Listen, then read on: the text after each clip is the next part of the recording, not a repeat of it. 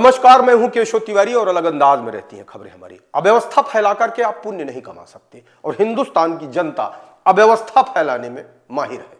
यह सुनकर आपको बुरा तो जरूर लग रहा होगा, लेकिन प्रयागराज में जिस तरीके की दुर्घटना हुई उसमें प्रशासन की बदइंतजामी तो है ही, लेकिन आम आदमी भी इस पूरी दुर्घटना का उतना ही जिम्मेदार है जितना कि प्रशासन। यद्यपि अभी डिटेल सारी उसकी आनी बाकी है, लेकिन अभी जो प्रारंभिक रूप से हम लोगों ने बात की है अपने भी लोगों से जो वहाँ पे ड्यूटी पे थे और जो और लोगों से, तो संभवतः इस तरीके की घटना रही है कि एक चेंजिंग रूम के गेट से कुछ भीड़ टकराई और उससे वो गेट गिर पड़ा उनके ऊपर, जिससे पैनिक उत्पन्न हो गया। क्योंकि जो घाट होता है उस पर स्थिति ऐसी रहती है कि कुछ लोग कपड़े उतार रहे होते हैं, कुछ लोग उस प्रक्रिया में होते हैं और जगह कम होती है, तो कोई भी पैनिक जो है वहाँ पे हादसा कर सकता है। तो संभवतः ये कारण रहा और बाकी डिटेल में हम देखें रूप से आपको बता देंगे। अभी हमारी प्रेफरेंस वो जो लोग इंजर्ड थे उन्हें बेसिकली ट्रीटमेंट दिलवाना था। उत्तर प्रदेश के प्रयागराज में जिस तरीके से श्रद्धा का सैलाब उमड़ रहा था, उस हिसाब से प्रशासन के इंतजाम नाकाफी थे। नरेंद्र मोदी और उत्तर प्रदेश के मुख्यमंत्री योगी ने और प्रयागराज महाकुंभ में श्रद्धालुजनों की भारी भीड़ है। लगभग 8 से 10 करोड़ श्रद्धालु इस समय प्रयागराज के अंदर मौजूद है। कल भी 5.5 करोड़ श्रद्धालुजनों ने महाकुंभ का स्नान किया था। ये जो भारी दबाव श्रद्धालुजनों के कारण और श्रद्धालुओं के संगम नोच पर जाने के कारण वहाँ पर एक बना हुआ है, लेकिन पूरा प्रशासन मौके पे वहाँ मौजूद है। रात्रि को 1 से 2 बजे के बीच में अखाड़ा मार्ग पर, जहाँ पे अखाड़ों के अमृत स्नान के दृश्य से बैरिकेड्स भी किए गए थे, तो बैरिकेड्स को फांद करके आने में कुछ श्रद्धालु गंभीर रूप से घायल हुए हैं। उन्हें तत्काल हॉस्पिटल में पहुंचा करके उपचार आदि की व्यवस्था उनके लिए की गई है। उनमें से कुछ श्रद्धालु गंभीर रूप से घायल हैं। लगातार प्रशासन स्थानीय स्तर पर श्रद्धालुओं की सकुशल स्नान कराने के दृष्टि से रात्रि को कल सायंकाल 6:30-7 बजे से ही मौनी अमावस्या का मुहूर्त प्रारंभ होने के बाद से ही लगातार लगा हुआ है। प्रयागराज में महाकुंभ में श्रद्धालुजनों के सकुशल स्नान करने, अमृत स्नान के लिए देश भर से आए हुए श्रद्धालुजनों की व्यवस्था के लिए, उनके कुशल क्षेम के लिए आदरणीय प्रधानमंत्री जी का प्रातःकाल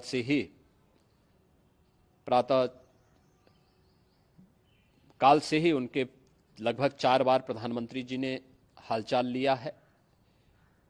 माननीय गृह मंत्री जी ने, माननीय राष्ट्रीय अध्यक्ष भारतीय जनता पार्टी श्री जेपी नड्डा जी ने, माननीय गृह मंत्री श्री अमित शाह जी ने भी, और प्रदेश की माननीय राज्यपाल श्रीमती आनंदीबेन पटेल जी ने भी लगातार जानकारी लेकर के सभी के कुशल क्षेम और सकुशल स्नान कराने के बारे में निरंतर रिपोर्ट ले रहे हैं। हम लोगों की प्रातःकाल से ही श्रद्धालुजन जो भी आए हैं वे स्नान कर सकें, इसके लिए यहाँ पे उच्च स्तरीय बैठक भी चल रही है, जिसमें मुख्य सचिव भी हैं, डीजीपी हैं, प्रमुख सचिव गृह हैं, मुख्यमंत्री कार्यालय के अपर मुख्य सचिव के साथ साथ एडीजी लॉ एंड ऑर्डर के साथ साथ अन्य वरिष्ठ अधिकारीगण मौजूद हैं। प्रयागराज में हालात वर्तमान में नियंत्रण में हैं, लेकिन भीड़ का दबाव बहुत बना हुआ है। अखाड़ा परिषद से जुड़े हुए पदाधिकारियों के साथ मैंने स्वयं भी बातचीत की है। आचार्य महामंडलेश्वरों से भी, पूज्य संतों के साथ भी मेरी बातचीत हुई है और पूज्य संतों ने बड़ी ही विनम्रता के साथ इस बात को कहा है कि नहीं, श्रद्धालु जन पहले स्नान करेंगे और फिर जब उनका दबाव कुछ कम होगा और वे सकुशल वहाँ से निकल जाएंगे तब हम लोग स्नान करने के लिए संगम की तरफ जाएंगे। अभी पहले श्रद्धालु जनों को, चूँकि देश भर से आए हैं, तो इसके लिए उन्हें सभी अखाड़े इसके लिए सहमत हैं और सभी लोग इस व्यवस्था के साथ जुड़े हुए हैं। देश के तमाम अखबारों में फुल पेज के विज्ञापन दिए और विज्ञापन के माध्यम से लोगों को महाकुंभ में आने का निमंत्रण दिया। यह निमंत्रण ठीक उसी तरीके से था जिस तरीके से लोग शादी विवाह में अपने रिश्तेदारों को निमंत्रण देते हैं।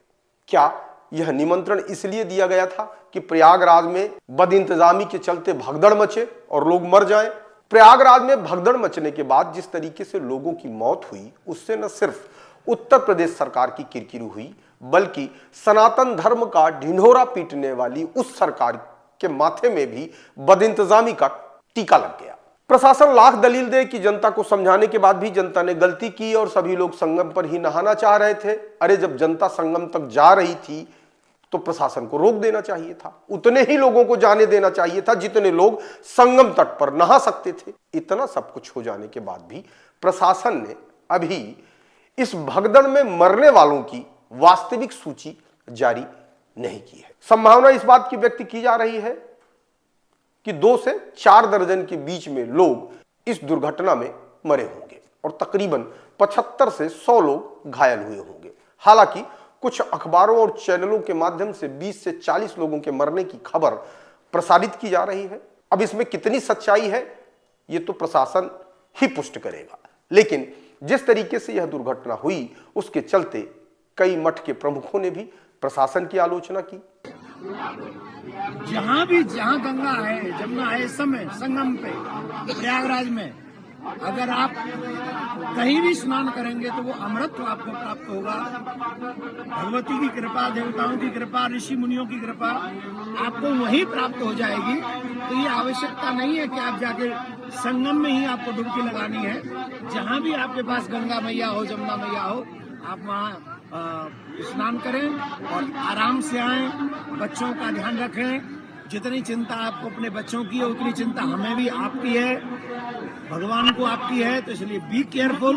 गंगा मैया, जमुना मैया जहाँ भी है स्नान कीजिए। माँ भगवती आपका कल्याण करे। आप खूब चकाचक ऐसे सनातन कुंभ का आनंद लेते रहे। राधे राधे। इसके साथ विपक्षियों को भी पर्याप्त मौका मिल गया।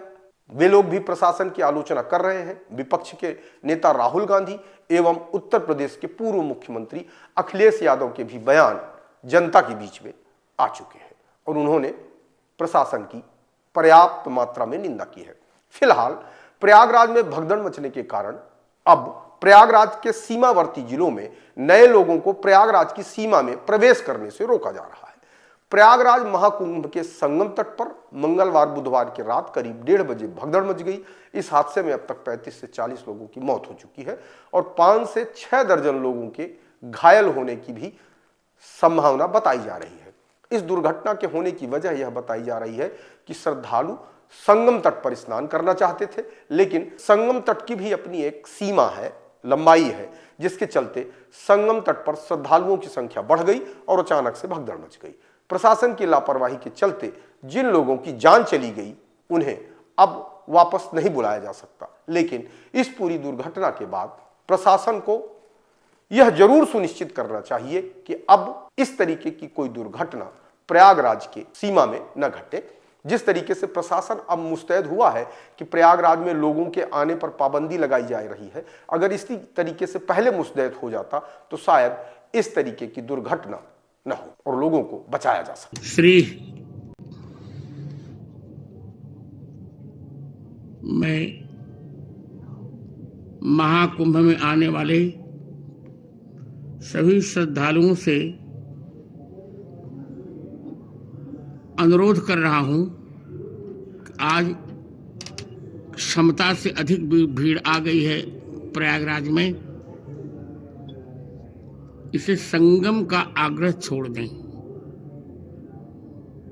और अपने अपने निकट वाले घाट पर स्नान करें।